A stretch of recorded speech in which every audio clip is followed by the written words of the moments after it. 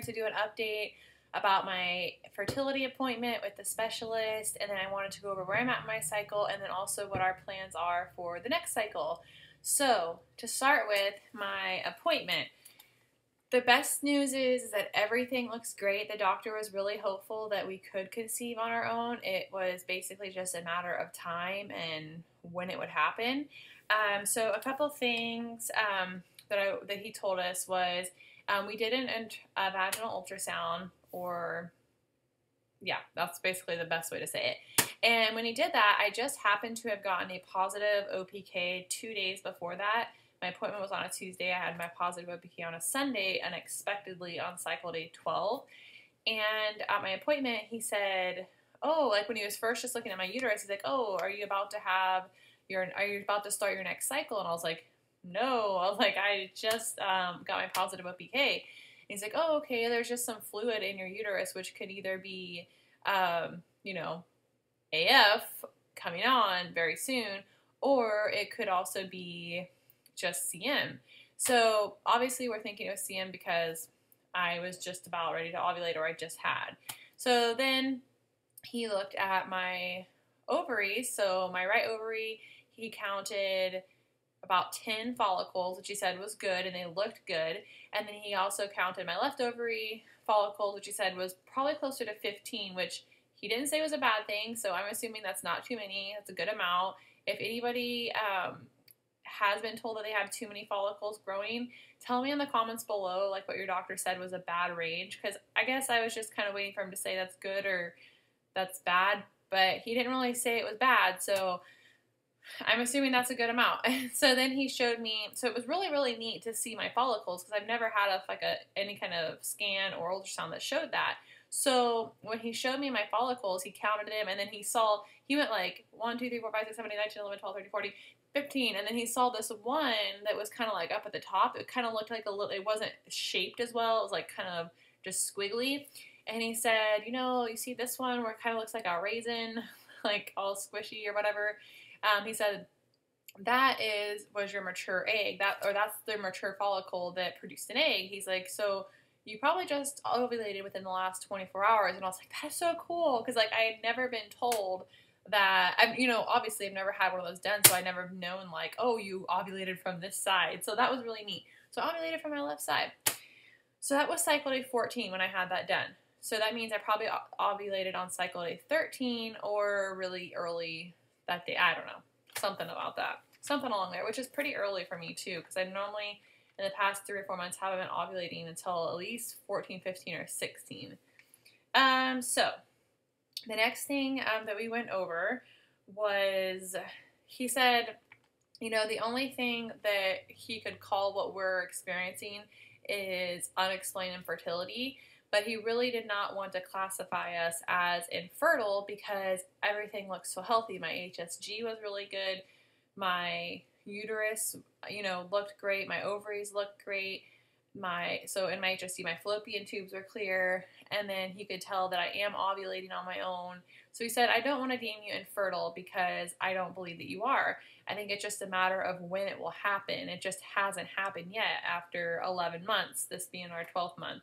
So part of me kind of felt like, oh, you're coming here when it's just been, you're just on your 12th cycle. But part of me also felt like he was just trying to encourage us to know that there isn't anything necessarily wrong. It's just taking you guys a while when other couples may get pregnant anywhere between, the first month they try to like 6 months, and it's just taking us longer. So I guess I have to be honest, I did get a little bit offended by our end result that day. But then after my husband and I talked about it, and we talked to a nurse there after I'd left, I called and talked to a nurse, I felt a lot better just knowing that we have options. So to get into those options, while we were talking to the doctor, after he went over all the stuff I just told you, he basically said, okay, so there's Clomid, and he kind of went on like I'm not kidding, probably a 10-minute rant, I guess you could say, about Clomid and how, a lot of times women are just put on it when they already ovulate on their own,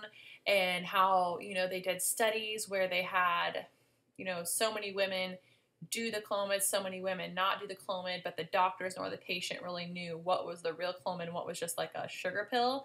And they found out that there wasn't any more women getting pregnant with the Clomid than without the Clomid. And that he basically said it could be pretty much all in your head, that it's working, which I didn't expect that to come to from a fertility specialist mouth.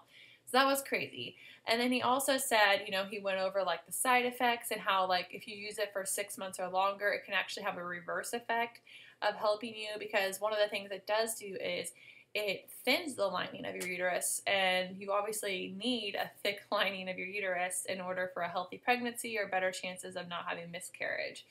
So after that being said, he said, you know, I'm not an advocate for it and I'm not an advocate against it. So I definitely don't know that I would do Clomid. I don't feel like I would do Clomid unless it was down the road it was deemed necessary. Because one, since just hearing and seeing him like look at my ovaries and look at everything after I recently just ovulated him, it kind of confirmed and helped me feel better about knowing that yes, I do ovulate on my own, everything looks healthy, so on and so forth. So, you know, if I can avoid taking it, I will, because I've heard so many negative things about it, not to say that it doesn't honestly help some women, because I'm sure that it does.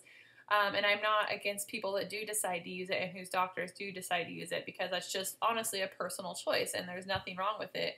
But for me personally, I just feel like if I can avoid it, then I'm fine with that. If there's other options, if we have to go to medicated, then I may want to look into those options and research those first.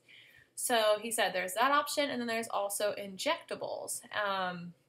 Not that I'm a fan of having to do injectables however many times a cycle, but he did say that that might be another option later on the road. And he did keep telling us, you know, when you have a healthy, when you are healthy and you ovulate on your own, like the quicker you push medicine, the better chances you're going to have, which he wasn't saying that necessarily in a positive light, but he said basically the quicker you push it when you're healthy, you're going to have more chances of having twins, triplets, etc.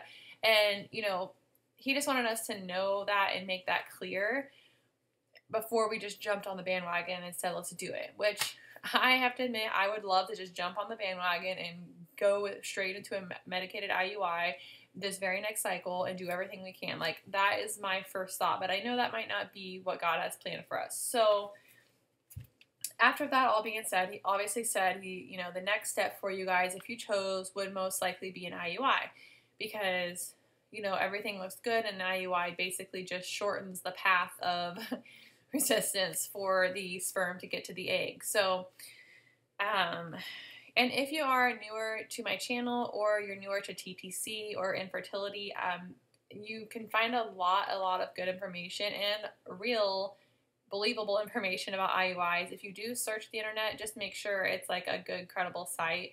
But really, just to make it simple, my doctor just put it in very layman terms. He said, think of it as, you know, your feet being the opening of where the sperm goes in. We all know where that is. And then your chest being your uterus. And he said basically it's just cutting out the middleman, and instead of it having to travel all the way up, it's just putting it right into the uterus. So what our plans are is, and this is after we discuss it, and it's kind of why I haven't made a video yet, because I wanted to give Tim and I enough time to think about it, pray about it, and talk about it with each other before we just jumped into a decision. So what we've decided to do is, if this cycle does not work and it ends in a BFN, then in November cycle, we plan to do an unmedicated IUI. And with an unmedicated IUI, it's really, how should I say this? So basically, for women like myself who have, you know, otherwise everything else is healthy, it's just not happening type of thing, you can do that without having to take medication to boost ovulation or any other thing to do with your cycle, or and it's not monitored. So what happens is I will take my OPKs like normal, and then on the day I get a positive OPK, I will call the fertility clinic right away, and they will schedule an appointment when they deem appropriate. So it is kind of a riskier way because if you're trusting OPKs 100%, they're not monitoring you with an ultrasound or anything like that.